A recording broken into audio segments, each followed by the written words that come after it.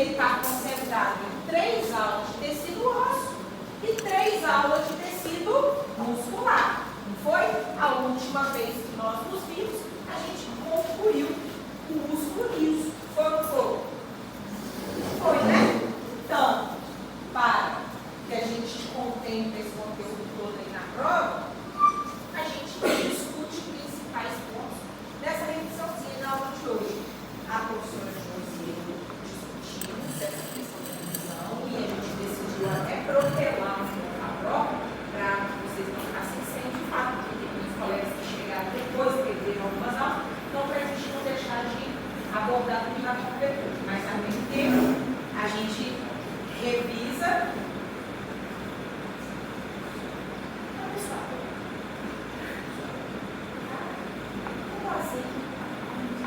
E aí, a gente aproveita e revisa tudo, mesmo com os colegas que já estão aqui se traumatizando comigo há mais tempo. Tá bom? Começamos pela aula 1, tecido ósseo. Essa que aqui está diante de você. O que era mais importante nesta aula era caracterizar os componentes dele. Então, nós sabemos o que? Trata-se de um conjuntivo especializado, é ou não é? E por ser um conjuntivo especializado, ele guarda as mesmas características de todos os outros conjuntivos. São elas ter um componente que é de matriz, ter um componente que é proteico e ter um componente celular. Não é assim que todos os conjuntivos se apresentam? O que varia entre um conjuntivo e outro, então, que os torna tão distintos, tão diferentes? É a proporcionalidade destes componentes. A gente falou isso desde a nossa primeira aula. No caso específico da matriz óssea, uma coisa é muito distinta nesse tecido, que é o fato de a matriz, além de carregar o seu componente proteico, ela é também calcificada, mineralizada. Isso é muito vantajoso, porque dá a esse tecido a capacidade de atuar até mesmo a nível metabólico. Você concorda? Você consegue, né, absorver componentes dessa matriz calcificada, em especial o cálcio, e utilizar para outras finalidades. Depois, o que você faz? Volta a produzir essa matriz e tudo isso é feito por ação de grupos de células especializadas. Quem são essas células?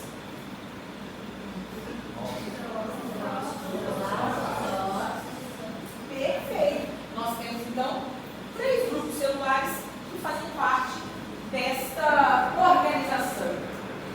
O primeiro deles, o osteoblasto. Este que irá diferenciar-se em quê? Osteócito. Está escrito, tá, gente? É só acreditar. E temos ainda um outro grupo celular, que são os nossos osteoclastos. Então, aqui, entre esses 2 grupos, o primeiro deles, osteoclasto e osteócito, são os responsáveis pela síntese da matriz óssea. Enquanto este outro grupo, que são os osteoblastos, desculpe a medicação, os osteoblastos farão o papel de reabsorver essa matriz. É ou não é? É. Sim. É osteoblasto, Osteócito.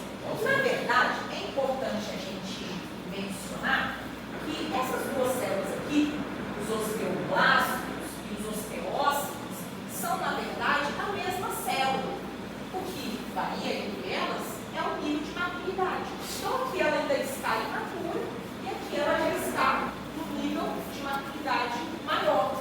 À medida que ela sintetiza a matriz óssea, ela faz essa conversão de osteoblasto para osteócito. Tá certo? Mas é o mesmo grupo celular. O que varia mesmo é o nível de maturação, de maturidade dessa célula. Agora, o osteoclasto não. Esta é uma célula especializada em retirar o cálcio da matriz óssea. Tudo bem? E aí, o que a gente faz com esse cálcio? Bastante coisa, né? A gente utiliza mecanismos sinalizatórios, bomba mesmo, que a gente tem membranas celulares. É muito útil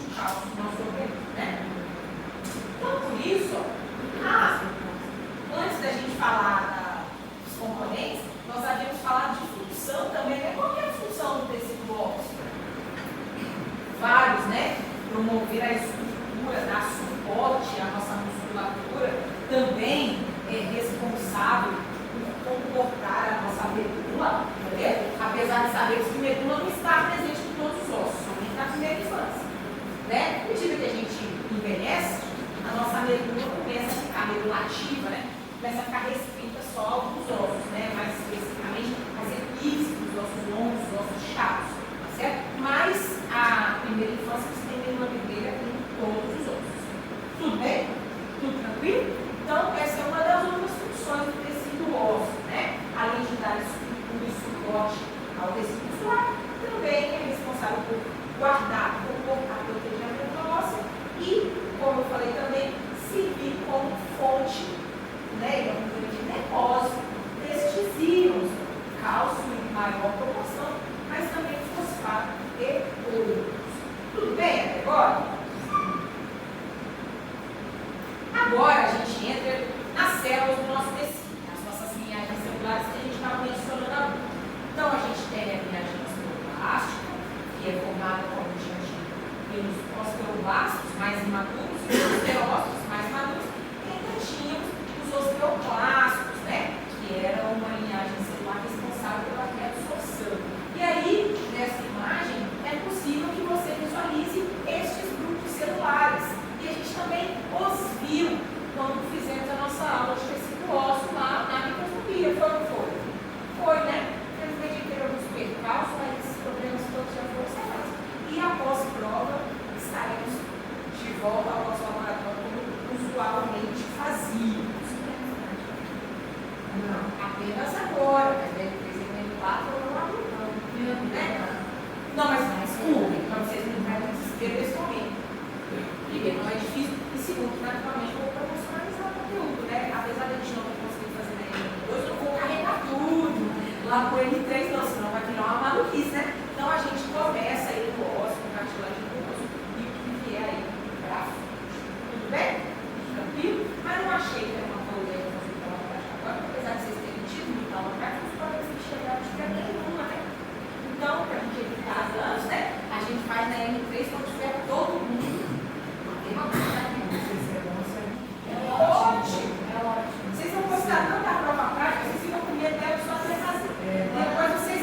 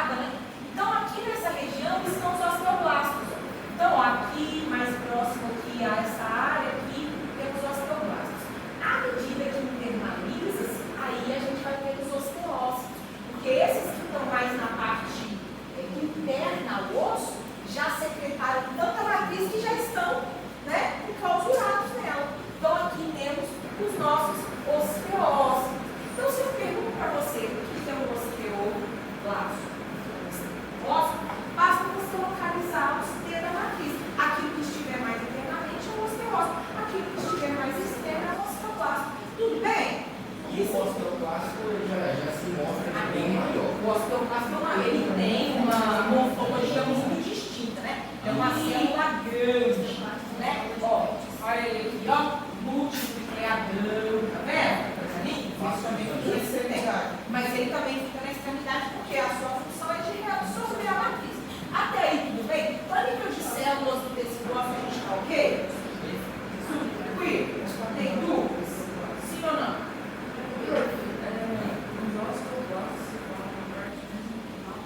A origem é de células mesenquimais. Eles vão se diferenciando das células mesenquimais até chegarem nos osteoclastos. Isso, tá? Tudo bem, gente?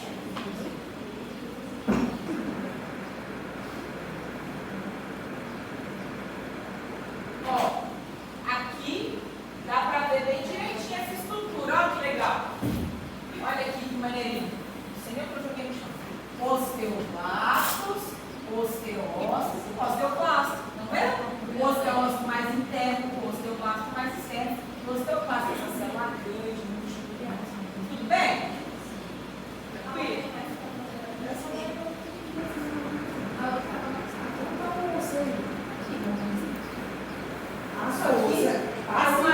Isso aqui é uma área de ossificação. Então, isso aí ainda está sendo produzido, essa matriz. Por isso que você está vendo só um pequeno pedaço, né? Nossa, prof. Aí eu vou buscar um café para você, pelo amor de Deus. Não, tá bom, levar café. Eu falei que precisava de escritório, não comer com Deus. Ó, tá certo. Vamos falar. Ó, já estou eu gritando aqui, ó. Não pode, gente. Não chega no final. Gente, o que é importante a gente saber? O processo de reabsorção. Olha lá que interessante. A função do osteoclasto não é reabsorver o tecido ósseo, é de cálcio, fosfato. Pois então, de que maneira ele faz isso? Como é possível o osteoclasto retirar esses componentes calcificados de uma matriz? Bom, isso só é possível porque os osteoclastos eles têm uma morfologia bem distinta. Eles têm uma área, tá, onde a gente vai ter umas modificações de membrana que nós chamamos de borda preguiada. Então, o osteoclasto ele tem uma estrutura chamada de borda preguiada. Nesta borda preguiada é que essas células se conectam dentro da matriz. E dentro do osteoclasto ele tem um mecanismo enzimático que ele é capaz de produzir ácido carbônico. O ácido carbônico é um ácido fraco, mas quando em contato com a matriz calcificada, consegue fazer abrasão. Então, o ácido carbônico, ele começa, né, a se dissociar e formando ainda mais, e dessa maneira, ele começa a promover essa absorção óssea. Então, o que vai acontecer? Primeiramente, eu vou ter ácido carbônico. Vocês sabem o que acontece com o ácido quando ele está no meio aquoso, sabe? Ele dissocia-se. Vocês viram isso maravilhoso, não é mesmo? E essa dissociação, ela irá produzir um íon H+, que no caso do ácido carbônico, com um componente que é o bicarbonato. Você concorda? Então, o que vai acontecer? Esse ácido dissociado, ele vai acompanhar a parte dele carregada negativamente, ela vai fazer um processo de troca iônica. O bicarbonato sai junto com o sódio. E isso faz com que o sódio entre. Então, percebam o mecanismo de volta, tá certo? Além disso, quando eu tiver nossa saída de ácido carbônico e entração de sódio positivo, vai sair também junto o íon H+. É ele que cai na matriz e começa o processo ali de erosão dessa matriz. Então, o H+ é o responsável por fazer isso. Tá certo?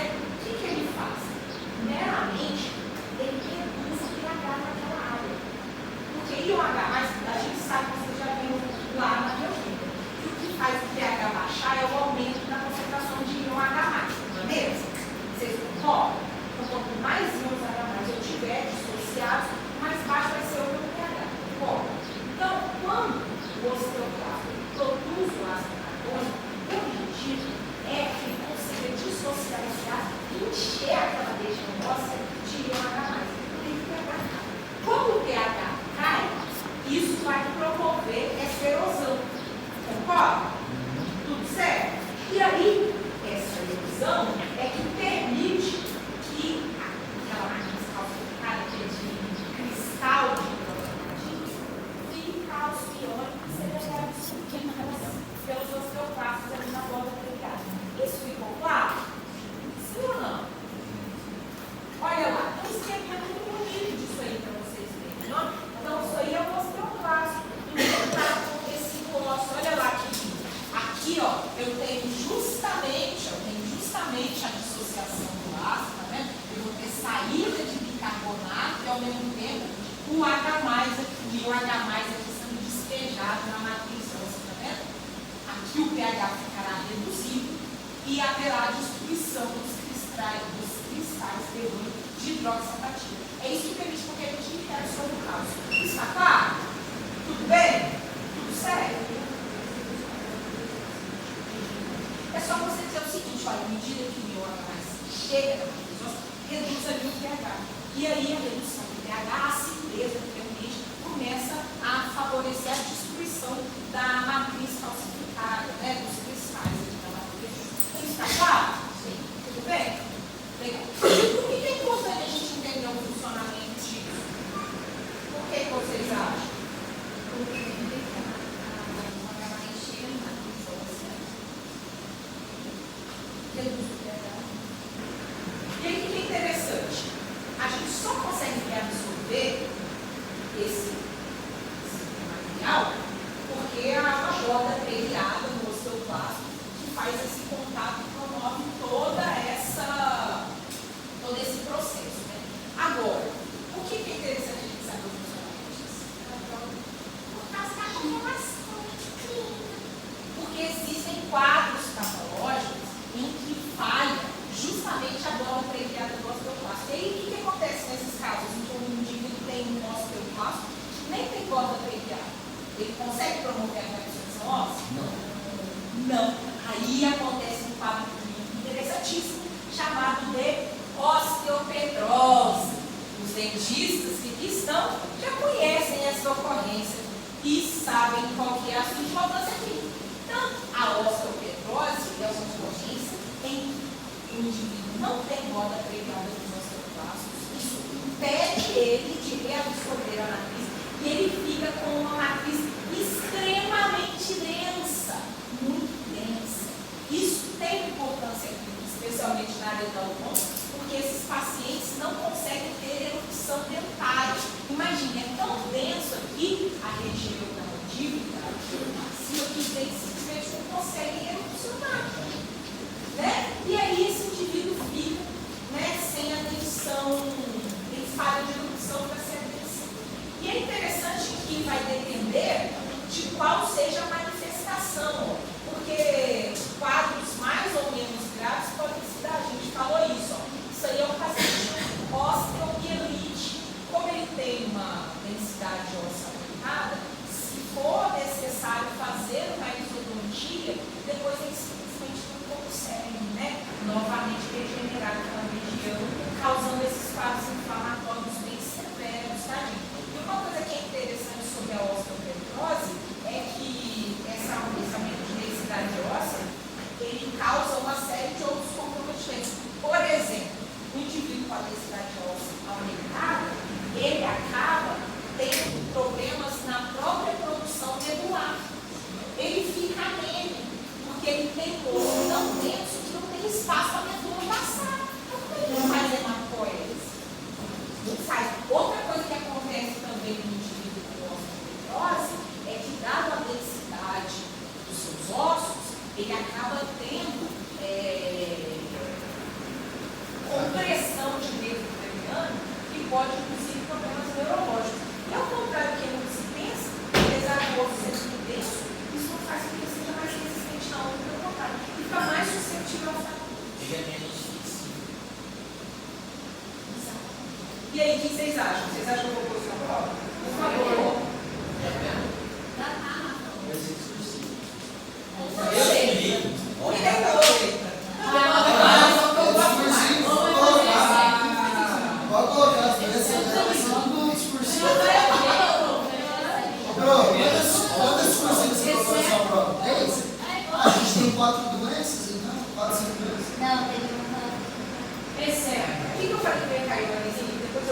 A primeira correlação química você falou que. Pode crer, mas era só por conta da fosfatase alcalina, né? Eu sabia que você mas eu realmente esqueci.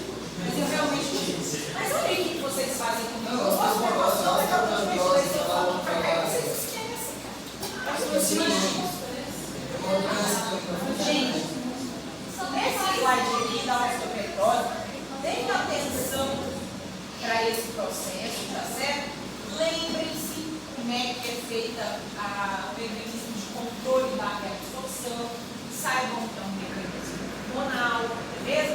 Que a atividade, né, dos osteoblastos, ele vai ser regulado por paratormônio e calcitocina, isso é fundamental saber, não é mesmo? Mas não se confunda, porque tem outro processo que sofre regulação óssea e que vocês vão precisar compreender, que é a nossa querida osteoporose. Então, este mecanismo aqui de controle regulatório da reabsorção, gente, é o fisiológico. Então, se eu chegar na prova e perguntar o que acontece na osteoporose, não adianta você falar para mim que os hormônios responsáveis pela regulação da reabsorção é o paratormônio e calcitonina, porque isso é fisiológico. Você concorda? Não. Paratormônio e calcitonina são os dois hormônios responsáveis por regular a atividade dos osteoblastos. E aí a gente tem essa regulação ocorrendo aí da seguinte forma. Olha aqui. Então eu vou ter primeiro os nossos osteoblastos, aquelas células que são responsáveis por fazer síntese óssea. Olha, são eles que são sensíveis ao paratormônio, eles têm receptores de paratormônio, osteoblastos. E aí, quando o paratormônio se liga no osteoblasto, o que ele faz? Ele começa a secretar o chamado OPGL. O OPGL é um fator de crescimento. Ele faz com que a gente tenha uma proliferação de osteoblastos. Aí, os osteoblastos vão reabsorver a matriz. Então, funciona assim. Se eu precisar reabsorver os ossos, ou seja, preciso de cálcio, preciso de fosfato, aí o que eu vou fazer? Liberar paratormônio. Quem que reconhece o meu paratormônio? O osteoblasto. O que o osteoblasto faz?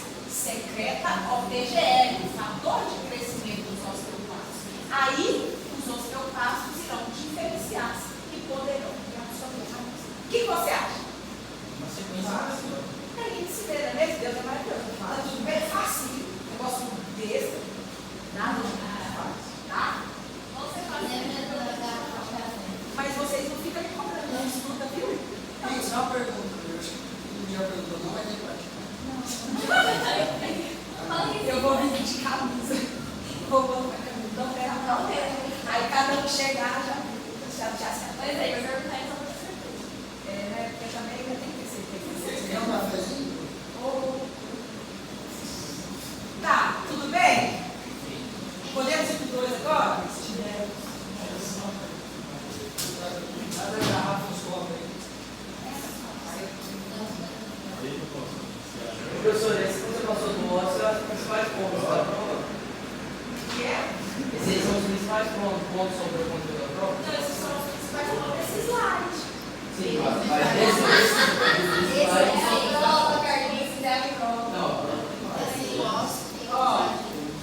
Essa aqui, gente, é interessante a gente pensar que nós falamos muito de estrutura, né? Até invadimos um pouquinho, né? A anatomia kelsoniana, quando a gente classificou os ossos, né? Vimos aí que ele pode ser denso, esponjoso, não é mesmo? Compacto, né? Compacto ou denso.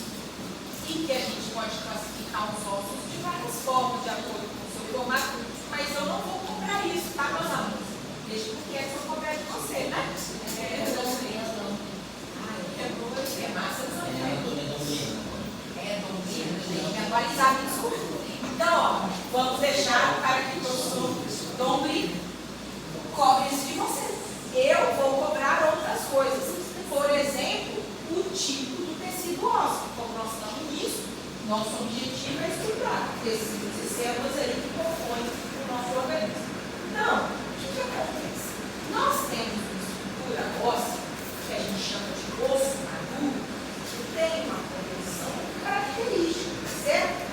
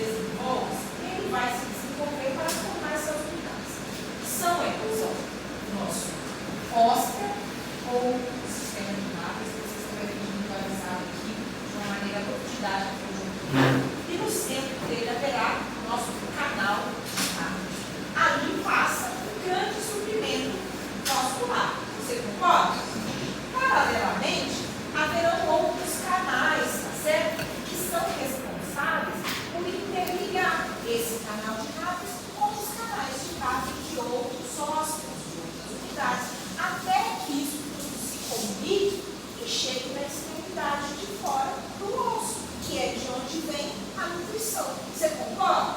Mas então uma rede de comunicação, como se fosse uma grande tubulação. E você pode ver nesse corte, se não me engano, direito. Não, esse é do Junqueira, não. Esse é o outro que eu gosto mais. O rosto. Então, essa imagem é do rosto. Se não é a Gabi, eu aqui estou com a cabeça cheia de antibiótico. Eu não estou funcionando mesmo, não. Então, ó, essa imagem aqui é do rosto. Olha o que ela está demonstrando para você. Aqui são várias dessas unidades, chamados ósseos, que vão estar divididos ali em canais. O mais importante deles é este central, o canal de Rápidos. Se nós tivermos duas unidades dessa, uma ao lado da outra, haverá uma comunicação entre os dois canais de Rápidos, que é o que a gente chama de canal de Volta. Isso está tudo certo? Outra coisa que nós teremos dentro desse tecido são as lacunas. Lembra quando a gente estava vendo as células ósseas? Vocês lembram disso? Eu falei com vocês que o osteócito, à medida que ele vai se internalizando dentro da matriz, ele fica envolto pela matriz dentro da estrutura, que a gente chama de lacuna, e essas lacunas também se comunicam, né? E aí, dessa maneira, elas vão promovendo a chegada de nutrição em cada um dos nossos osteócitos. Olha aqui as lacunas, ó. Vejam que em cada uma dessas haverá um osteócito. E ela ainda vai ramificar, estendendo aqui essas estruturas de comunicação, que vão ligando assim umas nas outras.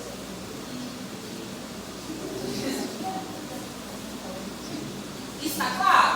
Sim. A gente conseguiu compreender os significados? Então, o osso maduro. Eu acho que tirei essa definição da escola, só que eu ainda não lembrei certinho. A única coisa mais importante assim, do canal de Volta é que ele é o pequenininho canal de Harvard. Isso. O canal de Volta comunica canais de Harvard. Tá certo? Então, o que vai acontecer? Eu tenho essa estrutura sempre presente no osso maduro. Qual que é a função dessa? É justamente garantir o suprimento sanguíneo leproso dentro do osso. Tudo bem? Então, o osso maduro é composto de unidades chamadas de sistemas de Harvard ou ósseos, e esses que serão compostos de canal de Harvard, canal de Volta e lacunas. Tudo bem? Tudo certo? Beleza. Como se transforma? Volta. Mas assim, se você escrever voo, faltar um erro, eu perdoo, tá? Eu não ligo não, viu? Eu tinha um professor na graduação, ele chamava, eu tinha um professor na graduação, professor de história, muito querido, chamava Jodemir. Aí quando ele se apresentava pra gente, ele falava, mas se você me chamar de Joelci, Jodemir, eu vou entender. Então se você escrever voo, um K, um N, por exemplo, eu vou entender. Você vai escrever também, vai compreender se eu sei. Não sei dizer. Ela vai perguntar qual é o código para mim vacilar. Eu acho que eu botei isso julgado ali no chute para você ficar feliz. Mas não tenho certeza também, né? Deus é bom. Falamos de anti-inflamatório, né? Olha que interessante, quando estávamos dizendo, né, de ocorrências que poderão induzir, né, quadros clínicos aí no osso maduro, nas articulações, não é mesmo? Então, vocês lembram como é que funcionava a artrite reumatoide? A gente vai voltar nisso quando estivermos discutindo lá em imuno, as doenças autoimunes, né? A artrite reumatoide é uma doença autoimune, tá, pessoal? Não vai na prova.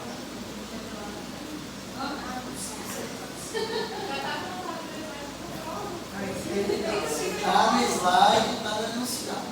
Ó, deixa eu falar bem. Como que funciona então, né? Nas nossas articulações, a gente tem sempre a união, né, de duas extremidades ósseas, aquela área ali de osso compacto, vocês concordam? E aí nas articulações, a gente vai ter sempre uma membrana sinovial, que é responsável por secretar o líquido sinovial, que vai ficar ali auxiliando, né, reduzindo o atrito das articulações, né, e não permitir que os ossos fiquem se chocando no movimento. Mas, no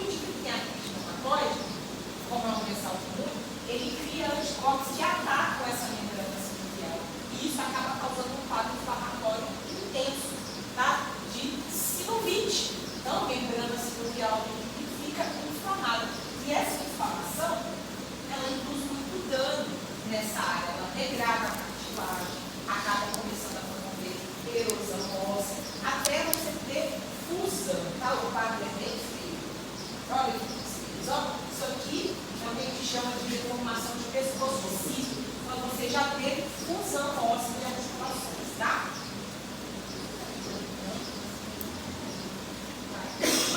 Sua ocorrência é que comete o osso adulto, não é mesmo?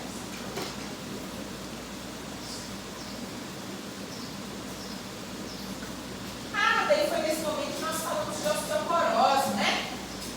Vocês se lembram disso? Vamos voltar nessa aplicação? Ó, deixa eu contar um tempo para vocês. Eu estou sendo mais sucinta, porque a gente já viu isso, mas se vocês quiserem olhar uma coisa mais detalhada, vocês falam, tá? Então, o que acontece? Na osteoporose, o que a gente vai ter é isso, como o próprio nome já diz, a ocorrência de um osso que é poroso, ou seja, é menos denso. Significa, né, que tem menos quantidade de matriz calcificada. Você concorda? Por que isso pode acontecer? No caso da osteoporose, ela se dá por um desequilíbrio entre a atividade do osteoclasto e do osteoblasto. Então, fica desequilibrada a atividade das células responsáveis pela síntese e responsáveis pela reabsorção. Concorda? Então, o que isso faz?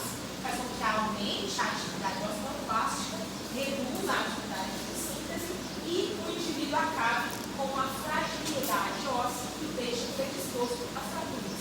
Olha aí, do seu lado do ladinho de lá, do ladinho de cá. Ó. Do ladinho de lá, nós temos um osso mais denso, com a quantidade aumentada de matriz. E do ladinho de lá, haverá um osso fragilizado, né, poroso, vocês podem ver. Mas por que isso pode acontecer? Fala para mim, vocês sabem de uma maneira até empírica. Quem é o indivíduo? Quem é essa pessoa, esse paciente, que chegou no consultório com os doutores? Descreva essa pessoa. Ó, o Cunha falou direitinho. É uma mulher na menopausa. Ela não é.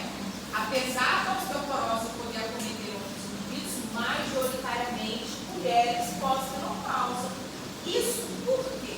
Porque a osteoporose, ela é um problema que está relacionado à regulação hormonal da síntese e da reabsorção óssea. Então, o que acontece? No indivíduo sadio, a atividade do osteoclasto, ela vai ser regulada principalmente por paratormônio. A gente sabe disso, concorda? Sim ou não?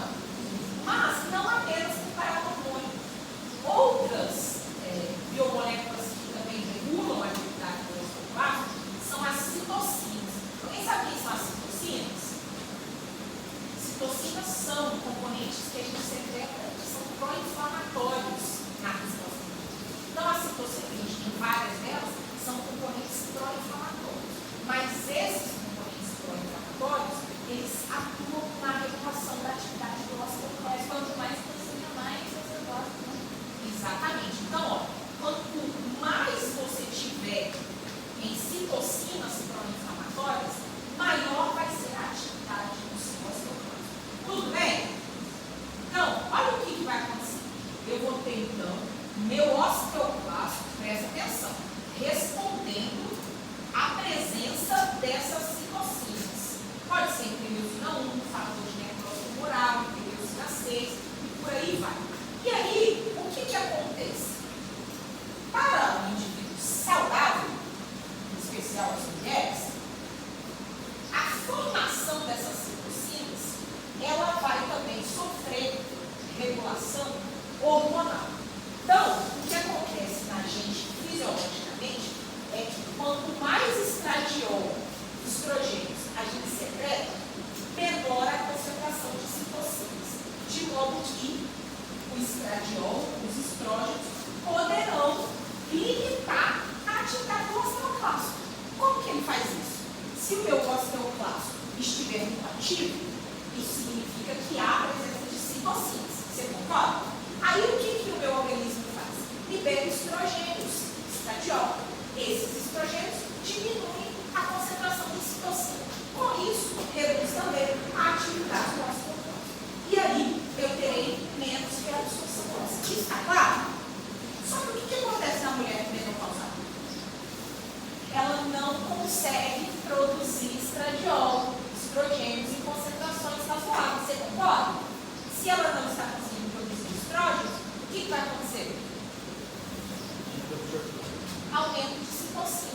aumento de citocina vai fazer o quê?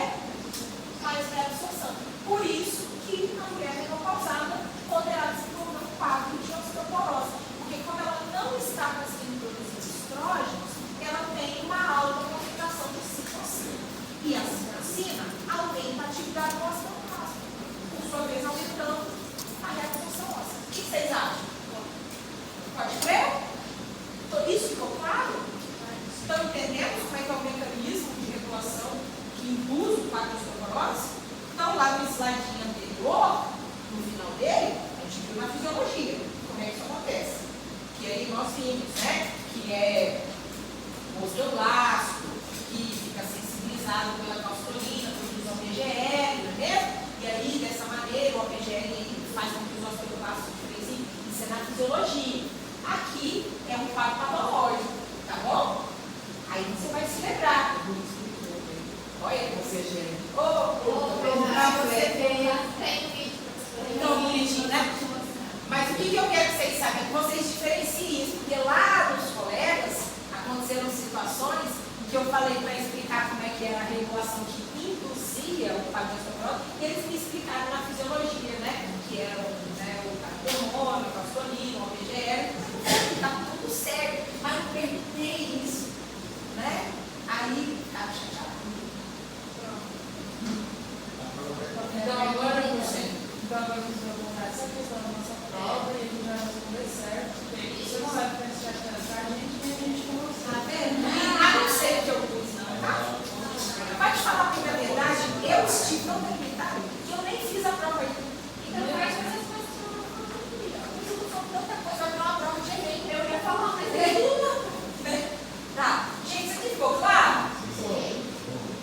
Aproveita o tempo e faz agora. Junto com vocês, né? Vocês não querem sugerir as pessoas? Sim. Vocês são um cara de pau, gente. Mas, aí eu pego e faço que isso. não é de graça.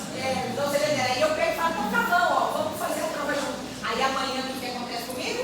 O RH me liga, as minhas contas na mesa. Mas a gente o não RH vai me baixa, a minha criança chorando. A gente vai contar atrás da frente. Se eu ganhar R$1 cada vez que eu escuto isso, eu tava milionário, tá? Porque toda a turma escuta. Aqui eu não vou fazer. Não, eu escuto isso, mas não confio em ninguém. Gente, essa parte é importante. Você vai ver se tem café? Em mim também. Aí eu também compro. Tá, se tiver, eu quero. Eu também. Tá chegando. Ô, bem. Gente, olha lá. Nós tínhamos, então, no último slide do tecido ósseo, esta parte que era de histogênese, síntese, né? De processos que levam à ossificação, à formação óssea, né?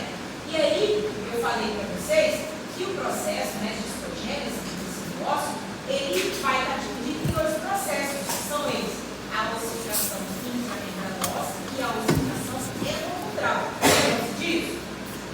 Sim. Então, o que diferencia a ossificação intramembranosa da ossificação endotelial? Perfeito. É porque na ossificação intramembranosa, ela vai acontecer dentro do conjuntivo. Então, a membrana conjuntiva está lá e aí começa a formação da ossificação. Agora, no caso da ossificação endotelial, é necessário primeiro um precursor de cartilagem, que é um molde, para fazer esse osso, né? E aí, este molde cartilaginoso gradualmente vai sendo substituído por matriz óssea calcificada. Tudo bem? Então, olha lá. No caso da intramembranosa, você não precisa, certo? Deste precursor cartilaginoso. E aí, a gente vai ter vários tipos ósseos que se desenvolvem por essas formas aí de ossificação. Por exemplo, os nossos ossos aí do esqueleto axial, eles se desenvolvem por ossificação endotelial. Olha legal. E os ossos planos? Esses por ossificação endotelial. Mas para não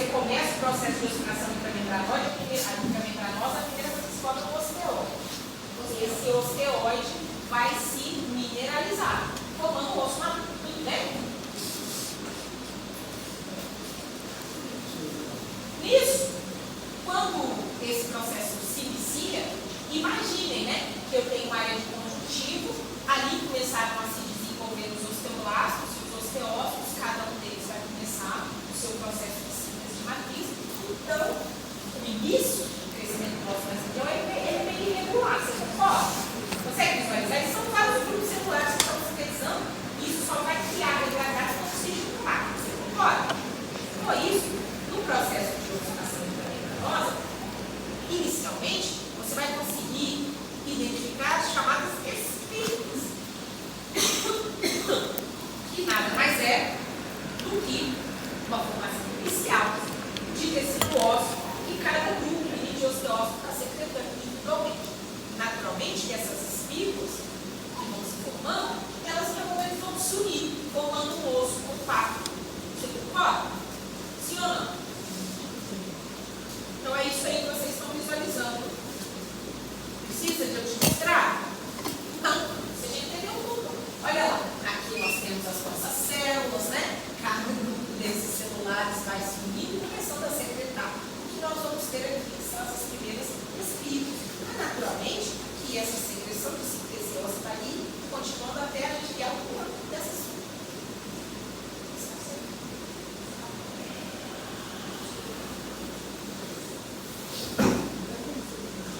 Então, a ossificação intramembranosa é muito simplória, uma alegria sem fim, não é mesmo? Mas a endocondral é muito mais legal, porque ela desafia a sua inteligência. Olha aí. Vamos ver. Não, difícil não. Diversão. É o desafio à sua inteligência. Tudo bem? Então, vamos lá. Olha lá. Então, como nós sabemos, a ossificação endocondral vai depender de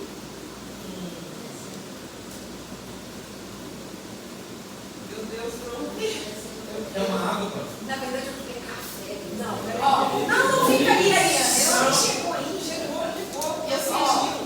Se chegou, gente, eu vou ficar com medo. Assim, ó, o que acontece no caso da ossificação endocondral, o que eu vou precisar? Né, de um modelo de cartilagem? Então, a primeira coisa que vai acontecer é que as células mesenquimatosas não vão se diferenciar imediatamente em osteoblasto. Elas vão se diferenciar em quem? Condroblasto, que é o quê? A célula responsável pela síntese da matriz cartilaginosa. Porque primeiro tem que fazer a matriz cartilaginosa, concorda?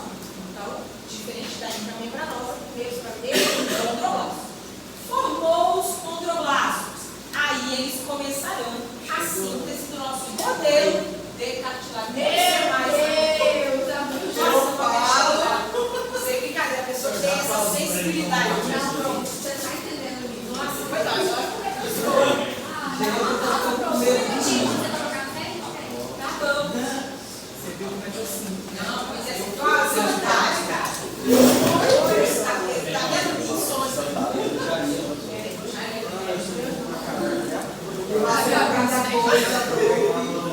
Você vai ter essa figura da gente, tá ligado? Que é assim, ó.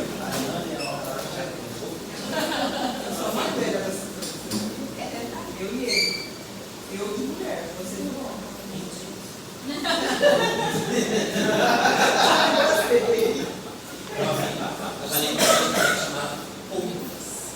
Que era pra mulher.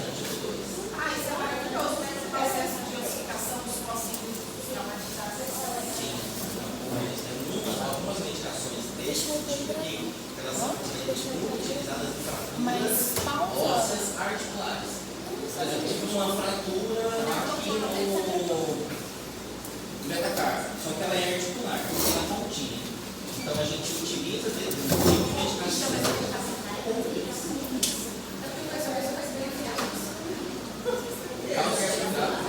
Não, o joelho do levantista lá, vai ficando federando de vocês. Vou recomendar. É assim, quem faz atividade ao extremo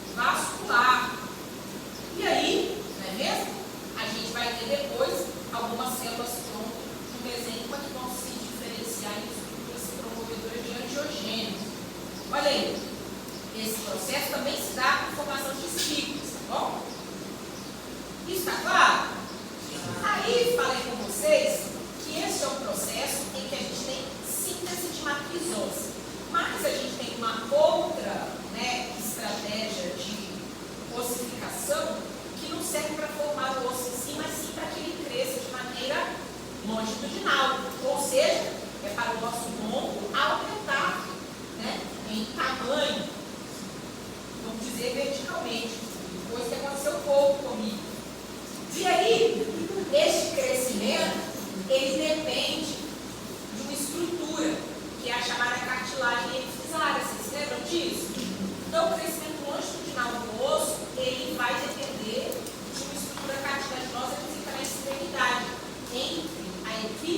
ápice óssea. Vocês lembram disso? Olha lá a carinha dela. Ó, essa aqui é a cartilagem epifisária. Quem é essa aqui? Articular. Não. Quem é essa estrutura aqui? Epífice. Anatomia Lobriana. Quem que é essa parte aqui? Diástase. O que tem entre a epífice e a diástase? Cartilagem epifisária. Qual que é a função da cartilagem epifisária? Fazer para o osso estique, né? Promover o crescimento longitudinal do osso. Como que isso é feito? Por meio de um processo de crescimento de ossificação que é endocondral. Isso aqui não é cartilagem? O que você vai ter é inicialmente uma diferenciação. O processo que inicia-se com condroblastos, condrócitos, e depois vai ter diferenciação de osteoblastos e osteócitos. E aí, nessa área que você consegue fazer síntese de matriz óssea, que vai empurrando a sua epífise para cima, juntamente com a cartilagem epifisária. E aí existem várias áreas, né, dentro dessa cartilagem que são responsáveis por esse processo de crescimento longitudinal. Então, lá em cima, onde eu não alcanço, que estou andando, temos o osso da epífise. Logo abaixo dele, eu tenho já o início da minha cartilagem epifisária. Ali há uma área chamada de zona de cartilagem em repouso, certo? Essa área, ela fica no disco epifisário, está mais superior. Vocês estão visualizando lá para cima é a epífise, ó, e para baixo é a diástase. Então, logo abaixo da zona de cartilagem em repouso, aí a gente entra na área de zona de cartilagem seriada, mesmo, que é aonde começa a proliferação de condroblastos. Logo depois disso, eu entro numa área que é chamada de área hipertrófica. E ali, esses condroblastos começam a aumentar em tamanho, onde eles irão se diferenciar em osteoblastos. E aí, eu entro numa área aqui, que é a zona de cartilagem calcificada, e logo abaixo dela, a zona de ossificação. Tudo bem? O que vocês acham? Isso é muito lindo, professora. Acho que sim, não lindo. Eu não sei se eu vou pôr. Já aprendemos bastante, Flávio. Isso aqui eu gosto de pôr em reparo. Gosto pra caramba. Reparo é legal. Esse é legal. Essa parte é muito boa, eu gosto. Então imagina, eu tenho o osso compacto e aí fraturou-se. Fraturou. O que vai acontecer? Eu posso ter dois tipos de processo de reparo. Aquele que é feito com suporte de placa, que é direto, vocês se lembram disso? E o outro, que é. Você tem um fraturão aí? Pode ser. E o outro, que é feito a partir de uma estratégia mais comum, que é o uso de gesso, que é o que nós chamamos de consolidação aí, ou. Pedir a palavra. Ó, é a direta e a indireta, obrigada, viu? Então, ó, quando você tem placa, tem restrição de movimento, o processo de ossificação é direto, você concorda? Só que aí a gente vai ter uma situação mais comum, que é aquela que você põe gesso, e aí a concentração é do tipo indireta, tá certo? E o que é fundamental para que haja consolidação indireta, meus filhos? Resposta inflamatória. Então, a primeira coisa que tem que acontecer na consolidação indireta é aquela área que está inflamada. Forma-se ali naquela área que a gente chama de hematoma de fratura. E é isso que vai fazer com que venha uma quantidade de células, de plaquetas, de componentes, né, que vão se infiltrando ali, e aí essas células depois vão se diferenciando para reduzir o processo de consolidação. Então, da mesma forma que na síntese, você vai depender de células mesenquimaturas. Elas vão chegar ali na área de fratura a partir do processo inflamatório, que é infiltrativo, não é mesmo? Então, a inflamação causa uma vasodilatação, exudação, recrutamento de componentes do sistema imune, não é mesmo? Isso tudo vai acontecer também. E aí, dentro desse hematoma de fratura, a gente vai ter o que nós chamamos de tecido de granulação. Este tecido de granulação é um tecido conjuntivo, meus filhos. E o que é importante a gente saber? Que o osso é um conjuntivo também, diferenciado, que muda a sua composição. Então, a consolidação vai começar com a formação de um conjuntivo. Esse conjuntivo, inicialmente, ele é rico em colágeno tipo 3 e fibra colágeno do tipo 2, tá certo? Depois disso, eu vou ter esse tecido de granulação e as células do conjuntivo que eram mesenquimatoses vão virar condroblasto. Quem é o condroblasto? Célula responsável pela síntese da matriz cartilaginosa. Condroblasto, por sua vez, vai começar o processo de ossificação. Essa estrutura, cartilagem, junto com o tecido de granulação, é o que a gente chama de calo mole. Calo mole é o que inicialmente consolida a fratura, mas não por completo. O calo mole, ele é formado por cartilagem conjuntiva. Ali vão se diferenciar as células condroblásticas, vão ficar reduzidas e a gente vai começar a produzir osteoblastos, entendeu? E esses osteoblastos vão começar a depositar a matriz óssea sobre essa cartilagem que ali tinha se formado. Depois disso, esse calo mole vira um calo ósseo e aí você tem reparo. É claro que este calo vai sofrer de processos de reabsorção depois para que a forma do osso seja restaurada. Está claro? Sim ou não? Tá bom.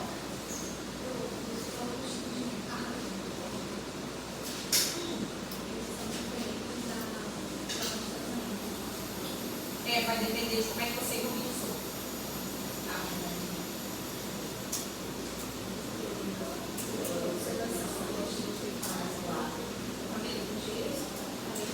Aí falei de raquitismo, não é mesmo? Foi um caso clínico que a gente mencionou.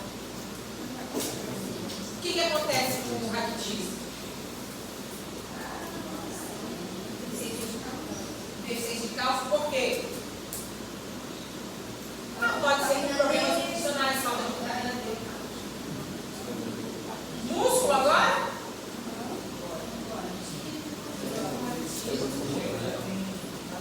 É mais secretor.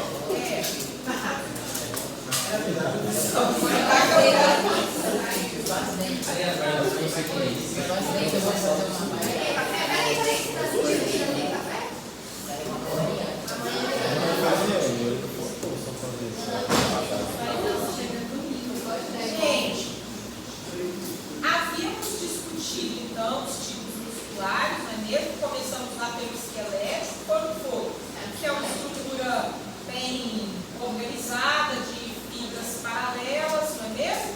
E a gente disse, né, que este músculo vai ser dividido em estruturas chamadas de feixes e que os feixes são compostos das nossas miofibrilas e cada uma delas, por sua vez, vai ser uma fusão de mioblastos.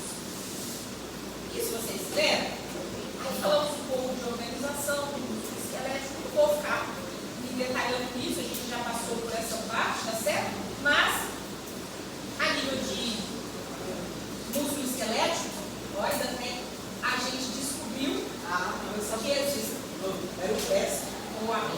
que existem tipos de fibras musculares. É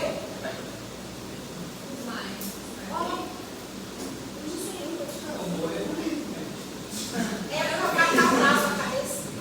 Você ficar relaxado. Lembra-se quando a gente estava falando de fibras? Eu falei para vocês que tinham 3 tipos de fibras musculares e que eram metabolicamente distintas a depender de qual que era a sua função majoritária. Isso era muito bem observado em atletas, a variar de qual que era o tipo de atividade física que a pessoa executa. É bem interessantíssimo. A gente tem 3 tipos então de fibra.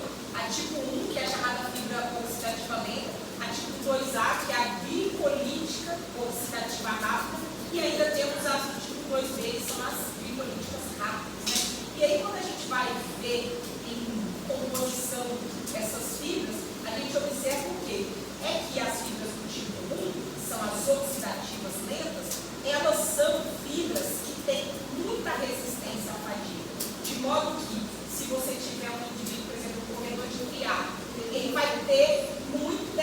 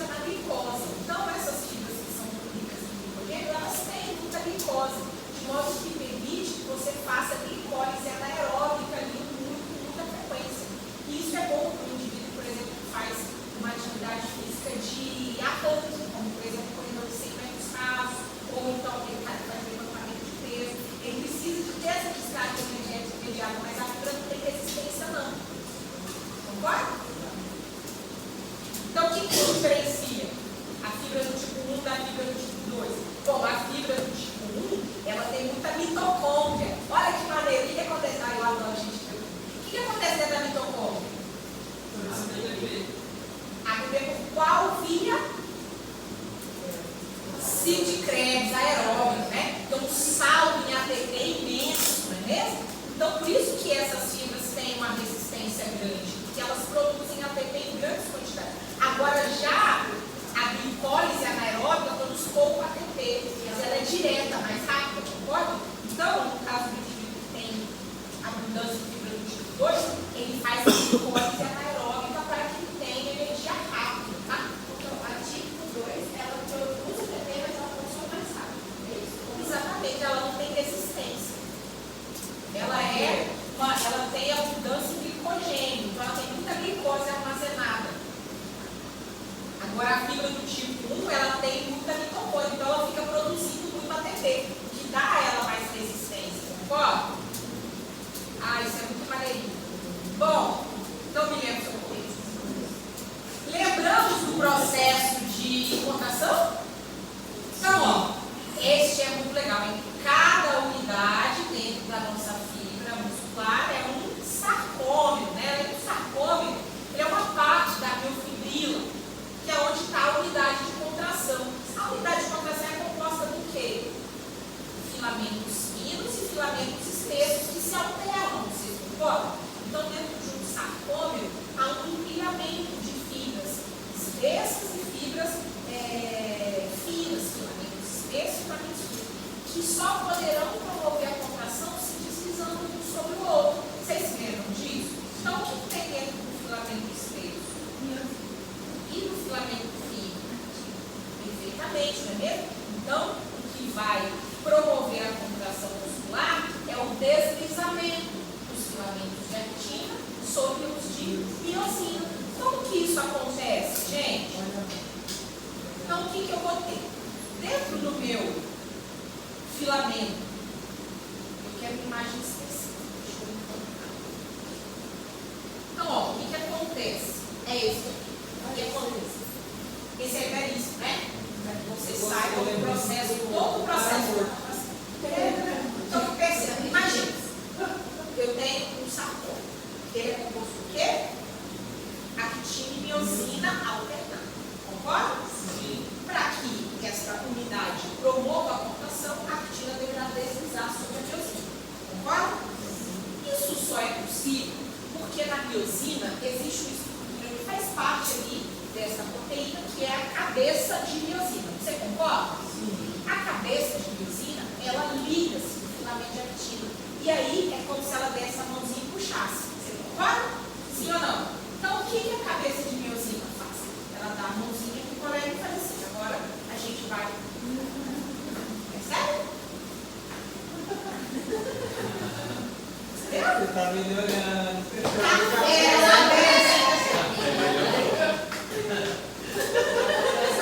Sai da diferença. Você corre 5 quilômetros, você joga tudo fora. Natação é Não, mas eu morrer. não consigo piloto nem sadia. Mas ele tá. Percebeu? Ele Vai vai cair de tênis. nem sadia. Eu imagino. Se você me ver correndo, acorde, tá?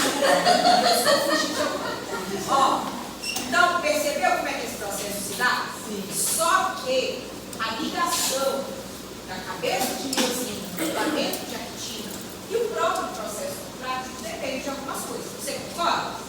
Primariamente de sinalização. Concorda? Após a sinalização, que nós vamos estabelecer daqui a pouco, o que vai acontecer? Vai haver a liberação das unidades que promovem a ligação da cabeça de miosina com a actina. Então, quando o músculo está em repouso, a cabeça de miosina não consegue se ligar no filamento de actina. Isso porque as áreas, os sítios de ligação, estão bloqueados por outras proteínas, especificamente a tropomiosina. Você concorda? Quando eu preciso promover a contração, a primeira coisa que vai acontecer é a exposição do sítio de ligação da cabeça de miosina. Não é mesmo? E aí, a miosina vai então ligar-se no filamento de actina e a contração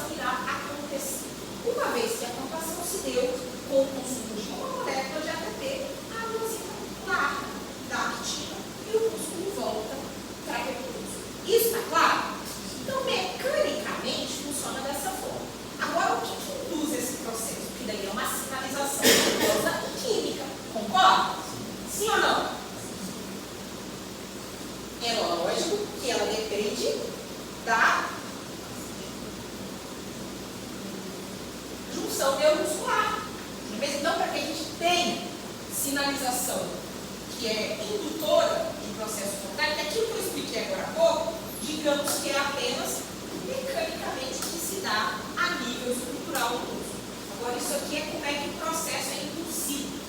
Então, é necessário que eu tenha uma junção neuromuscular, que nada mais é uma área de contato da placa motora com o seu sistema nervoso. Você concorda? Então, há um neurônio e o seu axônio que estará em contato com a placa motora aqui. Você concorda?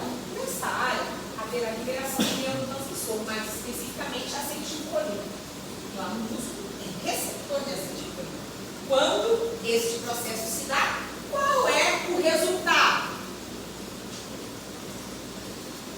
Qual é o resultado? Isso. Imediatamente, eu tenho a liberação de cálcio, tá? É isso que vai promover a despolarização, que vai induzir a sensibilização da nossa placa sensora. Então, em resumo, nos eventos, sei que eu sinalizei a nível do meu sistema nervoso naturalmente que eu quero contrair o músculo. Nesse momento, na minha junção neuromuscular, haverá liberação de acetilcolina. A acetilcolina será percebida pelos receptores de acetilcolina da placa motora. Você concorda? Nesse momento, a acetilcolina promoverá uma despolarização que induz a liberação de cálcio. O cálcio, entrará lá dentro do sarcômero, onde estão aquelas mesmas unidades de contração. Este cálcio é que vai fazer com que a proteína tropomiosina se desligue da actina, expondo o receptor da cabeça de miosina. Ele vai então ligar-se na actina, promover o processo contrátil, depois ele vai consumir o ATP e vai voltar para o músculo nervoso. Isso que eu falei, tá claro? Porque daí agora eu fiz um resumão, ó, do início até o final. Conseguiu perceber? Nós ligamos uma coisa na outra? É muito bonito de se ver, né?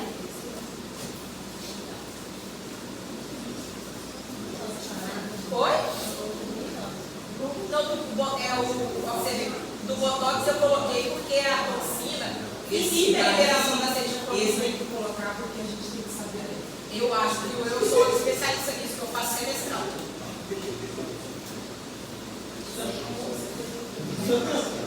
Eu acho que isso ficou claro? Ficou. Aí eu coloquei para vocês saberem um pouco de aplicação miastenia graves, que eu amo também. Miastenia graves é maneiríssimo, né? Que é aquela ocorrência autoimune onde você tem degradação da junção neuromuscular e aí perde-se, né, a sensibilidade à acetilcolina, os receptores estão se reduzindo e aí você não tem processo contrátil paralítico. Essa é maneiraça, né? Eu gosto desse. Vocês gostam, né? Você gosta dela? Oi, você acredita que eu coloquei na prova dos colegas de lá? Aí eu não posso ficar aproveitando as questões, vocês ficam se complicando. Ele só falou, isso aqui é interessante. Ah, isso aqui é interessante. Eu conheço seus colegas, você acha que eles falaram isso? Ah, mas eu acho que me engano, você está começando com tudo. Eu conheço a sua peça. Eu não sei. Então eu estava falando com o Erezinho, eu botei na prova dos colegas, aí agora eu não sei se eu vou cobrar com vocês. Mas você na prova dos pais, isso é importante, né? Isso não é importante. Porque você deixa isso fora da nossa prova. Exatamente. É importante. Talvez toda razão. Mas eu vou fazer assim. Eu vou cobrar a mesma questão, só que não igual. Com similaridades. Mas não igual. Mas só com similaridades. Não vai nessa não, Gabizinho. 200 pontos fixos. Que isso? Eu, hein? Mercenário. Moço, todo mundo dela. E aí, a gente vai falar aqui. Ô, gente, aí, o que é interessante, né? A gente começou. Oi, Tem um dó para professor. mas é o café que eu a gente começou a seguir um cadinho,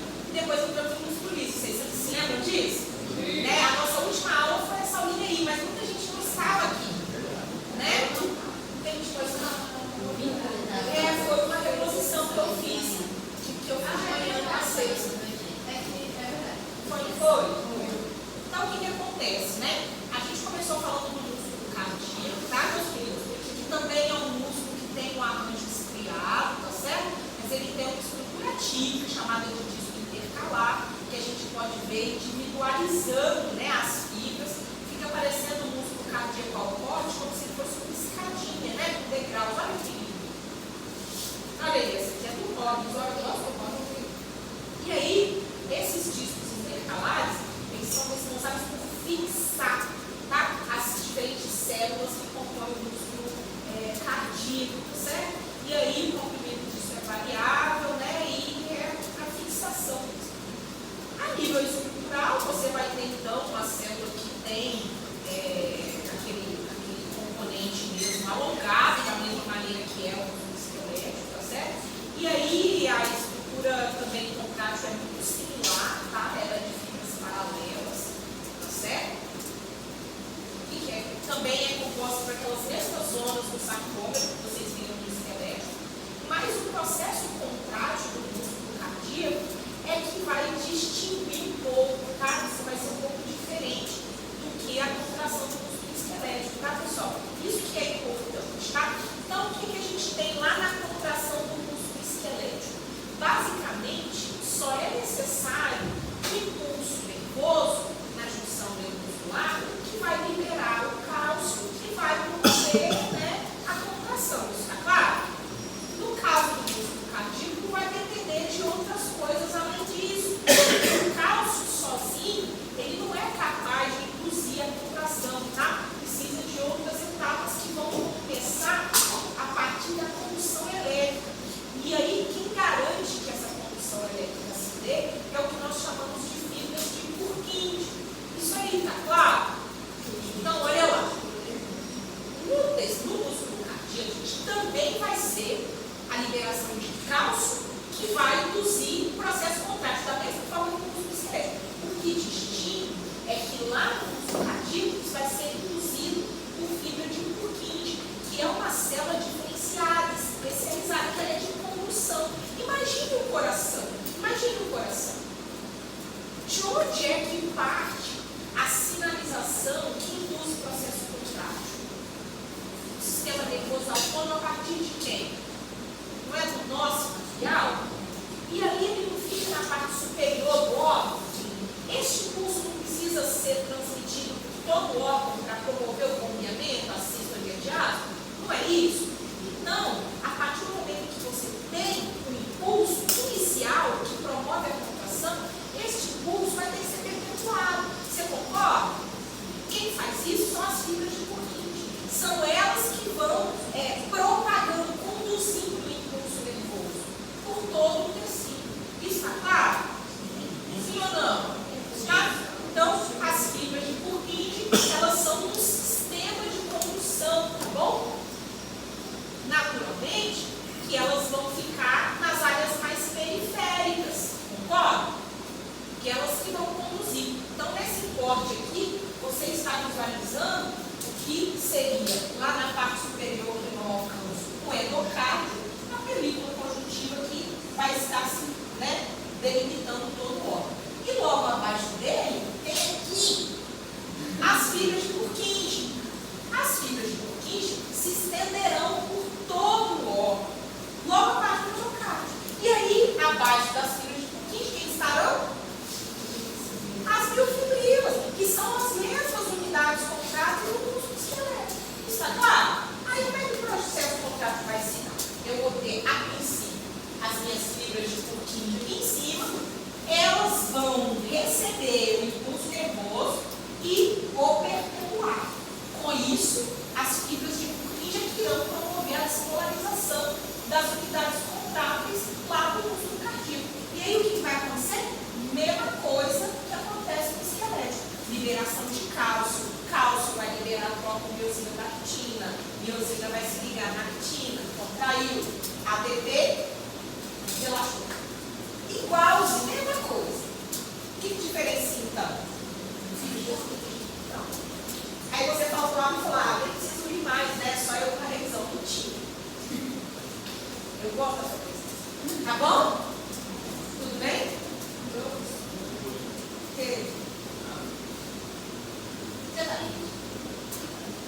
Então vamos lá.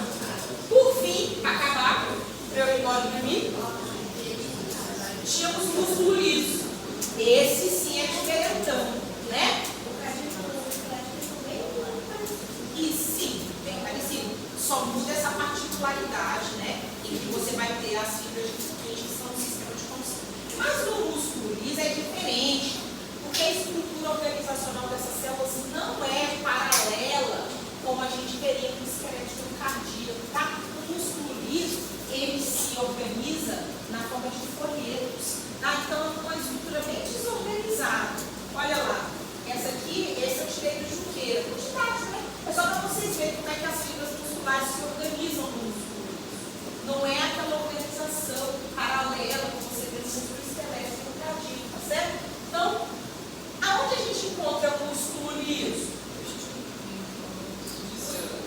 Paredes de órgãos outros, então no intestino, no seu estômago, né?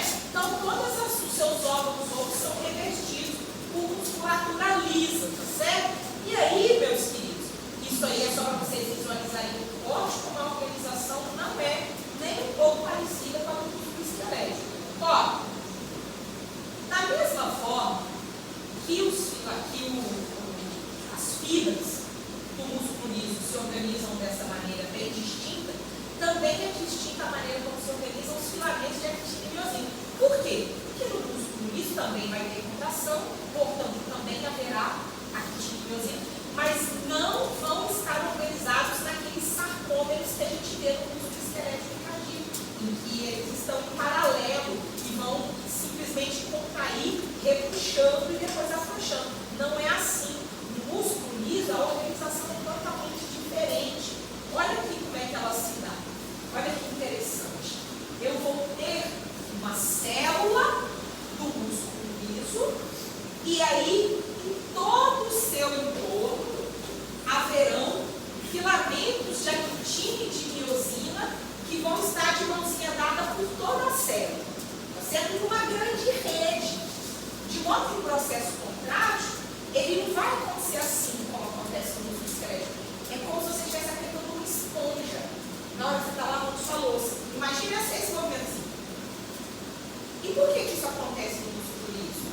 Se você já sabe onde é que olha o movimento peristáltico do seu intestino. Não é assim que ele tem que acontecer? Para empurrar o bolo fecal? Então é por isso que a organização dos filamentos de actina e miosina é dessa maneira no músculo liso. Que o processo contrátil tem que ter essa característica. Percebe? E aí, como é que isso vai acontecer? Eu vou ter, então, um aparelho contrátil, ele é diferente, né? Ele não é paralelo. Mas, da mesma forma, ele vai acontecer por deslizamento dos filamentos de actina sobre os de miosina, tá certo? Então, o que eu vou ter? Eu vou ter primeiro essa rede que é formada de actina e miosina em uma estrutura de placas densas, tá vendo? Então, cada área de junção de actina e miosina ali na célula do músculo liso, ela forma o que nós chamamos de placa densa. E aí, logo que a contração acontecer, é como se todos esses filamentos que estão lisos fizessem um processo de deslizamento. Então, eles vão repuxar toda a rede centralmente e depois soltá-la. Consegue visualizar? Olha lá na imagem como fica. Isso está claro? Sim. Como que esse processo se dá? Bom, a mesma coisa, né? Eu vou ter um estímulo inicial que induz uma despolarização e liberação de cálcio. Este cálcio, ele vai induzir o processo contrátil, mas na musculatura lisa há particularidades. Porque vocês se lembram, no músculo esquelético, qual que era a sequência? Só posso fazer um paralelo. Qual que era a sequência do músculo esquelético? Cálcio, aí o cálcio induz o desligamento da própria miosina lá da actina, aí libera a cabeça de miosina ligar-se na actina e aí a contração acontece. Pois é, no músculo liso não é assim. Até a liberação de cálcio é igual, mas depois distinto. Olha lá, esse esqueminha que eu coloquei para vocês. No caso do músculo liso, gente, o processo contrátil não depende só de cálcio. Ele depende de uma outra proteína chamada de calpurulina, que fica dentro do citosol. Quando o processo contrátil precisar ocorrer, o cálcio vai se liberar. Esse cálcio vai entrar dentro da célula da musculatura lisa e vai se ligar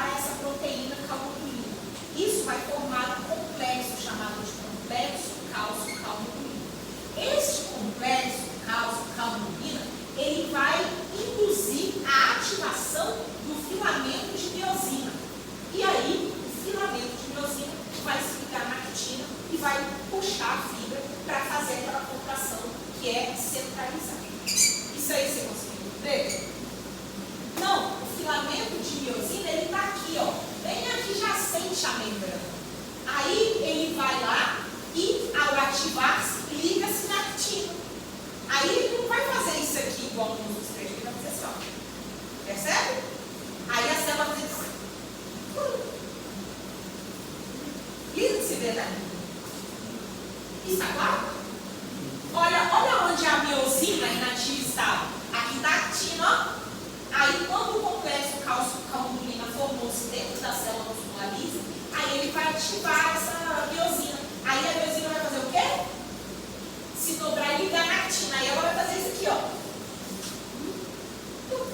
Tá bom? Diferente do músculo esquelético. Você não tem complexo cálcio-camundulina, é só cálcio.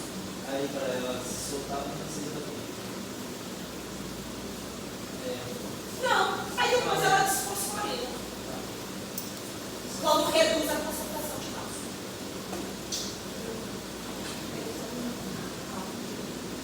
Ó, preciso contrair a minha musculatura lisa.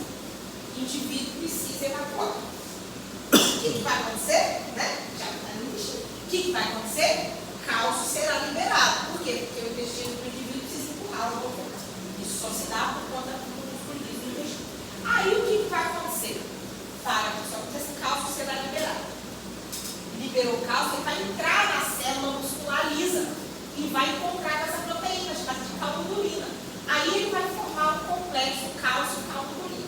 O complexo cálcio-calmodulina, por sua vez, vai ativar a miosina do músculo liso. No momento em que esse músculo está relaxado, essa proteína miosina, ela está não dobrada, ela está estiradinha. Aí, por indução causada pelo sistema cálcio-calmodulina, ela dobra-se. Aí ela se liga no filamento activo. Aí ela poderá, então, contrair.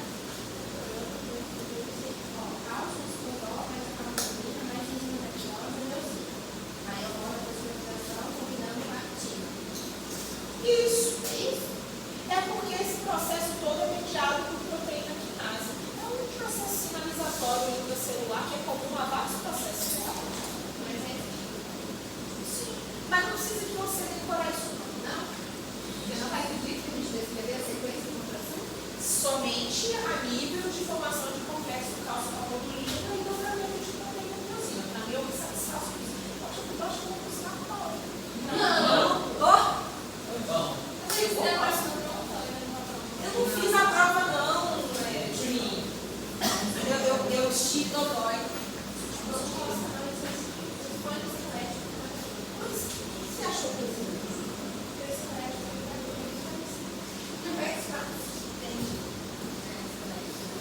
Tá. Gente, vocês têm mais dúvidas?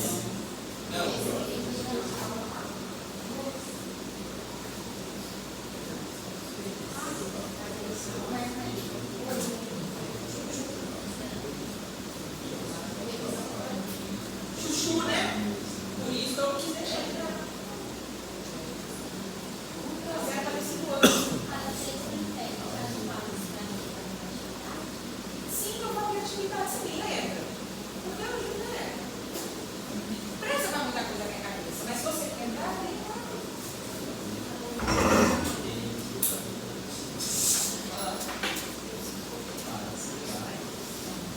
Se não me engano, vai dar tudo para essa.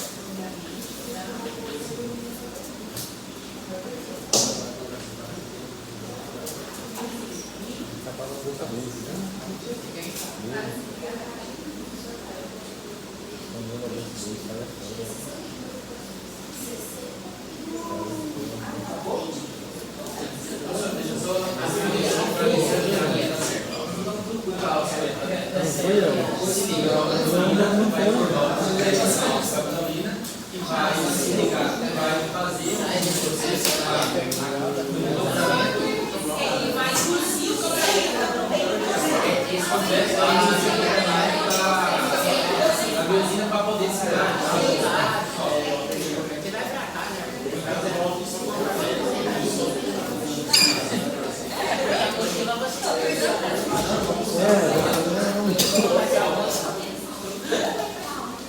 Hoje, vai ter que vir de céu. Qual que é o carro dele? Vai chover? É o dele. Você deu dificuldade?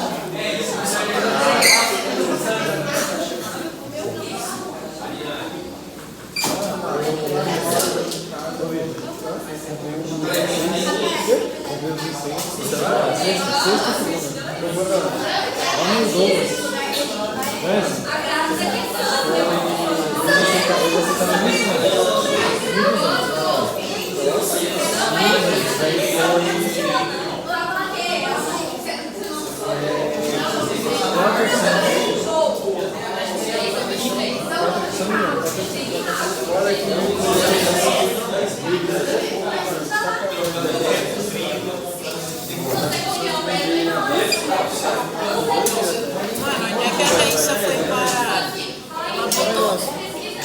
Ela botou